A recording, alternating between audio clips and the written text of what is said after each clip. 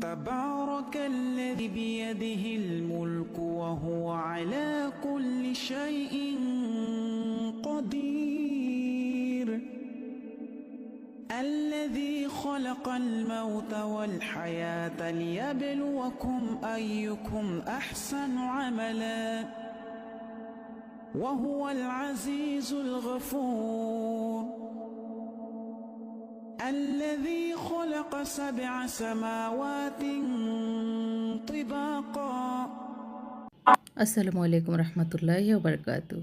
শুরুতেই দেখে নিয়েছেন আমার আজকের ভিডিওতে কী আছে। আজকে শুধু রান্নাবান্না, সেটাই থাকছে আজকের ভিডিওতে। এখানে নিয়েছি আটা নিয়েছি প্রায় 5 কাপের মতো, আর নিয়েছি ইস্ট, তেল, দুধ, আর হচ্ছে লবণ, চিনি।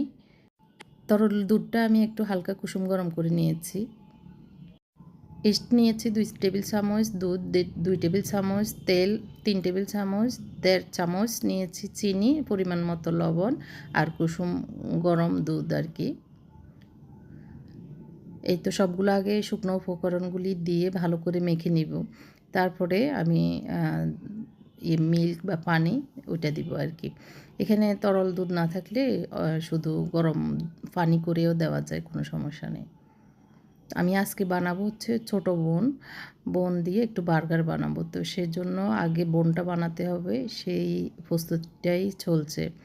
কেমন আছেন সবাই? আপনারা যে যেখান থেকে দেখছেন, আল্লাহ যেন আপনাদেরকে ভালো রাখে, আমার জন্য দোয়া করবেন। আজকে তো দেখতে দেখতে রমজানের প্রায় শেষ প্রান্তে আমরা চলে এসেছি। এখন তো শবে কদরের সময় চলে এসেছে। শেষ 10 দিন হচ্ছে শবে কদরের রাত হবে। বেজোড় রাতগুলি আমরা সবাই জানি, তো সেই রাতগুলি অনেক বেশি মর্তবাপূর্ণ। আজকের রাতটাও বেজোড় রাত। চেষ্টা করব আমরা সবাই রাত জেগে ইবাদত করার। আল্লাহ রাসূল সারা রাত জেগে থেকে ইবাদত করতেন। আমরা তো সারা রাত জেগে থাকি ওই যে মোবাইল টিপতে টিপতে। তো আমরা যেন সেই মোবাইল টিপাটা বন্ধ রেখে আমাদের আমলে মনোযোগী হই। কিছুক্ষণ কোরআন শরীফ, কিছুক্ষণ তসবিহ পড়া, কিছুক্ষণ নামাজ পড়া, এভাবে যেন আমাদের রাতটা কেটে যায়। আল্লাহ যেন আমাদের আমল করার তৌফিক দান করে, এই দোয়া করি আর কি। আমাকেও যেন আল্লাহ তৌফিক দান করে।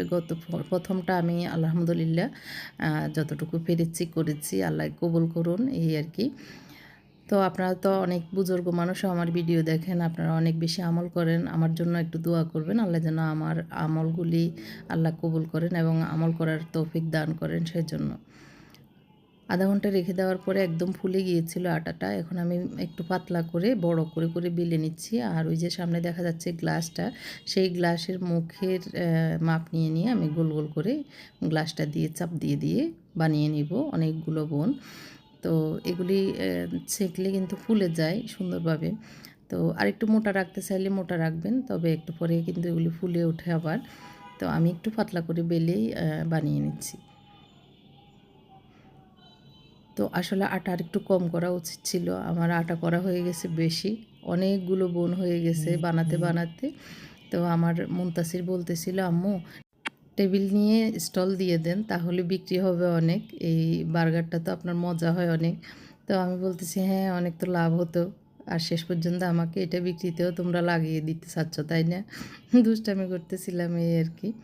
তো আমি ওই যে একদম ডিমি আছে দেখতে পাচ্ছেন, খোলার নিচে এই আছে, আমি এই সবগুলো বেজে নিব। আমি প্রথমে একটু তেল দিয়ে দেখতেছি এক তাওয়া, তেল দিলে কেমন হয়। আমার কাছে মনে হয়েছে তেল ছাড়াই ভালো হবে। তো প্রথমে একটু তেল দিয়ে এক তাওয়াতে 4টা দিয়ে দেখতেছি। পরে আমার মনে হয়েছে না, তেল ছাড়াই ভালো হয়। তো এই 4টা আমি, এটা পরীক্ষামূলক হয়েছিল। তো আপনারা কিভাবে বানান আমাকে কমেন্ট করে জানাইন। আমি তেল ছাড়াই স্বাচ্ছন্দ্য বোধ করেছি এগুলি সবগুলি ছেঁকে নিতে। তেল দিলে কেমন যেন হয়ে যায় আর কি। তো এইভাবে আমি বানিয়ে সবগুলি নিচ্ছি আর কি।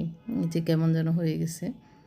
তো আমি সবগুলো আস্তে আস্তে আগুন একটুখানি বাড়িয়েছি, কিন্তু বেশি দিলে আবার বেশি মানে পুড়ে যাবে, এই জন্য আস্তে আস্তে হোক।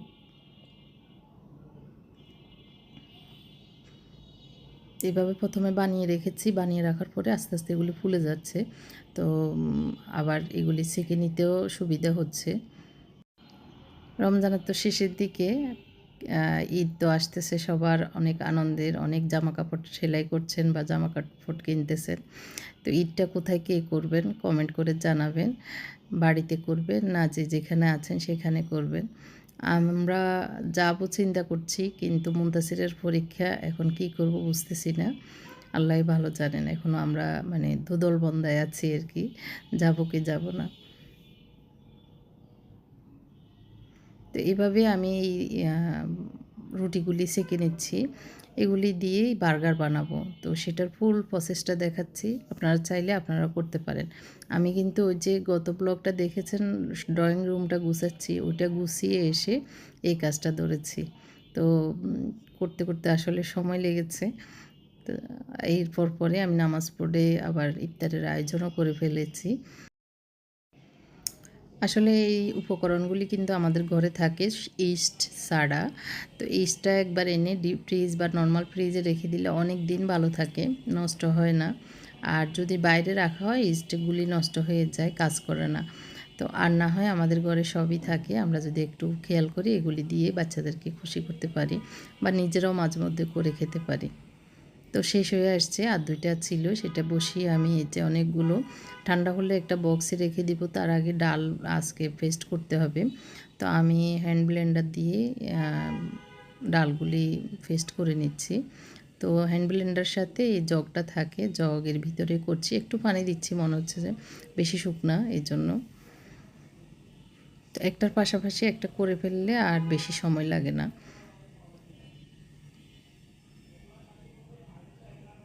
তো একজন মানে বোন এটা হ্যান্ড ব্লেন্ডারটা নিয়েছেন।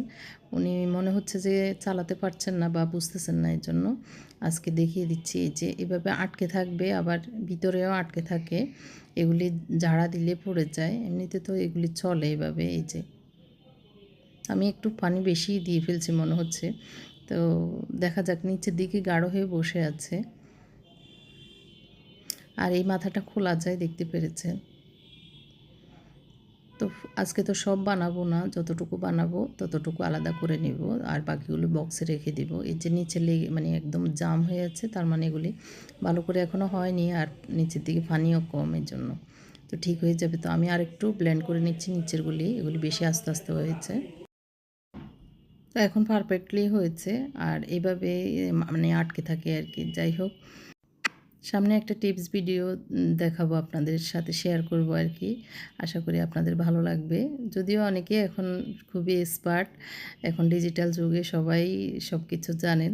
তারপরে হয়তো আমার কিছু একটা দেখলে আপনাদের হয়তো সেটা ভালো হবে বা ভালো লাগবে, আপনাদের শিক্ষা হবে, সেই চিন্তা থেকে ভিডিওটি রেকর্ড করে রেখেছি। এডিট করা বাকি আছে, সামনে ভাবছি সেটাই দিব। আর বড় এই বক্সটাতে আমি সবগুলি একটু ঠান্ডা হয়ে যাওয়ার পরে সুন্দর করে একটু গুছিয়ে নিয়ে নিচ্ছি। অনেকগুলো হয়েছে, এটা দেখে আমার মুনতাসির ওই যে ওই কমেন্টটা করেছে, আম্মু একটা স্টল বসার নিচে। তো এতগুলি বানানোর পরে আর কি আসলে মনে হচ্ছে এরকম একটা বক্স নিয়ে নিচে গেলে একটা বার্গার কত 15 টাকা 20 টাকা বিক্রি করা যেত মনে হয়। তো চিকেন বার্গার তো এমনিতেও দাম আছে ভালোই, আর এগুলি তো হোমমেড, একদম ফ্রেশ, অনেক মানে ইয়ে করে বানিয়েছি, পরিষ্কার পরিচ্ছন্ন আমাদের ঘরোয়া পদ্ধতিতে। এত বেশি হয়ে গেছে, ঢাকনাও লাগাতে পারছি না, মনে হচ্ছে বেশি চ্যাপ্টা হয়ে যাবে রুটিগুলি। বার্গারের জন্য আমি এখানে 500 গ্রামের মতো চিকেনকে এভাবে কুচি করে নিয়েছি, আর নিয়েছি জিরে ধনিয়া পাউডার, গোলমরিচ পাউডার, লবণ, মরিচ। এখানে নিয়েছি একটু গুঁড়ো দুধ, এখানে একটু চিনি, এখানে আদা, রসুন, সয়া সস, এখানে হচ্ছে গাজর আর ক্যাপসিকাম একসাথে দিয়ে ভাজি করবো, এই জন্য এটাকে আলাদা রেখেছি। আর এগুলি হচ্ছে পরে আমি মিক্স করব লাস্টে। পেঁয়াজ নিয়েছি, একটু পেঁয়াজ দিব। তো এখন রান্নার প্রসেসে চলে যাই। তা আসলে আমি আমার মতোই করছি, একদম কোনো কিছু ফলো না করে, যেভাবে করে আসছি। তো আমি এখানে একসাথে দিয়ে দিব সবগুলো। তো একটু পেঁয়াজ দিয়ে দিচ্ছি। যদি হয়তো মনে করতে পারেন আগে পেঁয়াজ মশলাগুলি একটু ভুনা করে নিলে হতো, ওভাবেও হবে, এভাবেও হবে, কোনো অসুবিধা নেই। যেভাবেই করি না কেন জোশ করে নিলে রান্না হয়ে যাবে। আমি আদা রসুন যা যা দেওয়ার সবগুলো দিয়ে দিয়েছি, দেখতে পেরেছেন। ভালো করে নেড়ে ছেড়ে দিচ্ছি, আগুনটা বাড়িয়ে দিয়েছি। আমি আগুন বাড়িয়েই রান্নাটা করব, কারণ পানি বের হতে দিব না বেশি। সয়া সস দিয়েছি, গাজর ক্যাপসিকামও দিয়ে দিয়েছি। চিকেন হতে বেশি সময় লাগে না, যেহেতু বুকের মাংস এগুলি। তো এইভাবে নেড়ে ছেড়ে একদম আগুন বাড়িয়ে দিয়ে রান্নাটা করে নিচ্ছি। এখন দিয়ে দিচ্ছি একটু আটা করে নিয়েছিলাম পানি দিয়ে, তো ওই আটাটা আর মিল্কটা, পাউডার মিল্কটা দিয়েছি। ভালো করে নেড়ে ছেড়ে দিতে হবে, না হয় দলা বেঁধে যাবে, এর জন্য তাড়াহুড়ো করে বেশি বেশি করে নাড়তেছি। একদম ভালো করে ভাজা ভাজা করেই ভেজে নিব আর কি, শুকনা করে নেব। এই তো হয়ে গেছে। আমি বাটিতে বেড়ে নিয়েছি। আর ওই যে পাতাকপিগুলোকে চপারে চপ করে নেব, গরুর মাংস রান্না করব, এই জন্য গরুর গোশতে সব কিছু দিয়ে দিয়েছি। দিয়ে এখন মেখে তারপরে প্রেশার কুকারে রান্না করে নেব। ছোলাটা সিদ্ধ ছিল, তো ফ্রাই প্যানে বসিয়ে দিচ্ছি ভাজি। এখানে পেঁয়াজুর ডালটা আলাদা নিয়ে নিয়েছি আজকের জন্য, আর যা যা লাগবে এখন রান্না সব নিয়ে নিয়েছি। ছোলা ভাজিতে কাঁচামরিচ দিব, এই জন্য কাঁচামরিচ কেটে দিচ্ছি। কাঁচামরিচ আগে ছিল না, এখন মাত্র আনিয়েছি। আর দেখতে কাঁচামরিচগুলি দেখতে অনেক কচি মনে হচ্ছে, কিন্তু এত ঝাল আর কি। তা আমি আলু আজকে একটু গোটা গোটা দিয়েছিলাম সেদ্ধ হতে, তো এই জন্য হাত দিয়ে ভেঙে দিয়েছিলাম। এখন গরু গোশতটা বসাবো, ধাপে ধাপে একটার পর একটা করে ফেললে সময় বেশি লাগে না।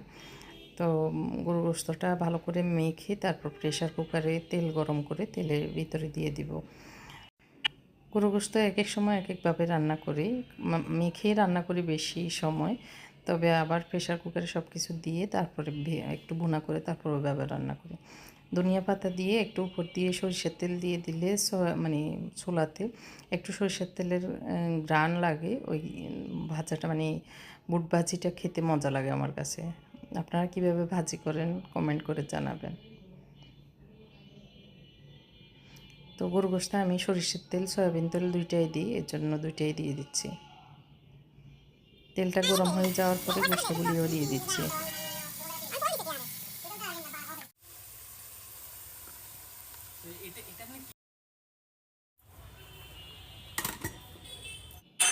গোশত তো বসিয়েছি, এখন পেঁয়াজুর ডালটাও ঠিক করে নিব। আর পাশাপাশি ফ্রাই প্যানে একটু রোল বানিয়ে রেখেছিলাম, সেগুলিও ভাজতে দিয়ে দিব। তো মাথায় সেট করে নিলে কাজ করতে বেশি সময় লাগে না, কষ্টও হয় না। কাজ কি করব সেটা আমি আগে সেট করে নিই মাথায়, আর কোনটার পর কোনটা দিব, কোনটা দিলে আগে হয়ে যাবে, কোনটা দিলে তাড়াতাড়ি আমার কাজ শেষ হবে, সেটা আমি সেট করে নিই। তো তাহলে আর পেরেশানিও হয় না, সময়ও বেশি লাগে না। আর প্রতিদিনে আসলে একবারে আমাদের ইফতার যে কম হয় তা না, প্রতিদিনে অনেক কিছু হয়ে যায়।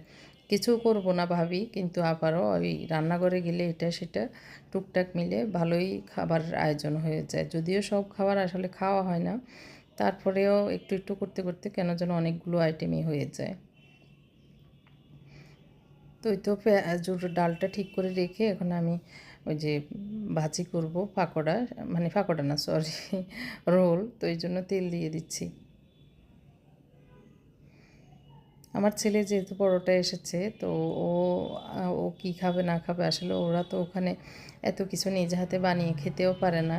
তো রোজার দিনে তো বিশেষ করে ইফতার হয় না, যেদিন হয়তো মসজিদে যেতে পারে সেই দিন হয়তো মসজিদে কোনো ইফতার পেত না, হয়তো আসলে ছেলে মানুষ যতটুকু ঘরে থাকতো কিছু খেত আর কি। তো এখন মায়ের কাছে যেহেতু এসছে, রমজানটা যেন ভালোভাবে ও খেতে পারে, এই জন্যই ওর উদ্দেশ্যে টুকটাক করা। এমনিতেও আসলে আমরা যে একদম কম হয় ইফতার তা না, এই প্রতিদিন যেগুলি রেগুলার খাবার সেগুলি হয়েই যায়। তো অনেকে তো আসলে ভাত দিয়েই ইফতার করেন, সেটা স্বাস্থ্যসম্মত অনেক ভালো, কিন্তু আমাদের আসলে হয় না ভাত খাওয়া, যে যেভাবে আসলে অভ্যস্ত হই আর কি। শসা ছিল না, অল্প একটু শসা ছিল, তা আমি একটু ক্রাশ করে এভাবে দিয়ে দিচ্ছি, মানে ওই যে চপ করে দিচ্ছি আর কি। চপার না, এটাকে কি বলে, যাই হোক ওটা দিয়ে করে নিয়েছি আর কি। আর এদিক দিয়ে একটু আগুন বেশি ছিল, নিচে লেগে যাচ্ছিল, ওগুলি আবার ঠিক করে নিয়েছি। আর এই তো এটাতে আমি চপ করে নেব পাতাকপিগুলি। পাতাকপি এভাবে দিলে মানে বার্গারের ইয়েতে দেখতে ভালো লাগবে না, খেতে টপিংটা মানে ভালো হবে না এই আর কি।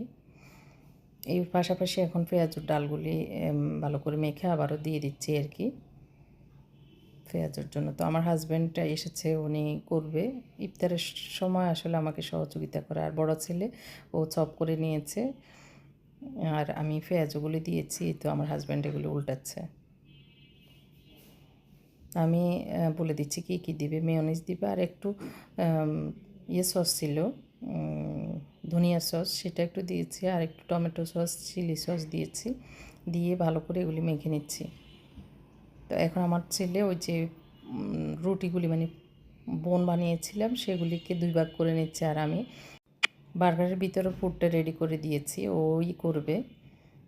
তো এদিকে সেদিকে আমিও সহযোগিতা করছি, ওরাও একটু একটু করে আমাকে লই ওই তাওয়ার উপরে দিই একবার পুরা উগান্ডার হুজুরের মতো লাগে, উগান্ডা হুজুর যেরকম ওদিকে জামাই মনে হয় কত এতিমের মতো নির্গিনের মতো বাজিগর লাজমকে জোর করে কইছে। আমাদের নোয়াখালীর ভাষা একটু শুনিয়ে দিয়েছি, যারা ফেনী নোয়াখালীর আমার দর্শক আছেন তাদের হয়তো ভালো লাগবে।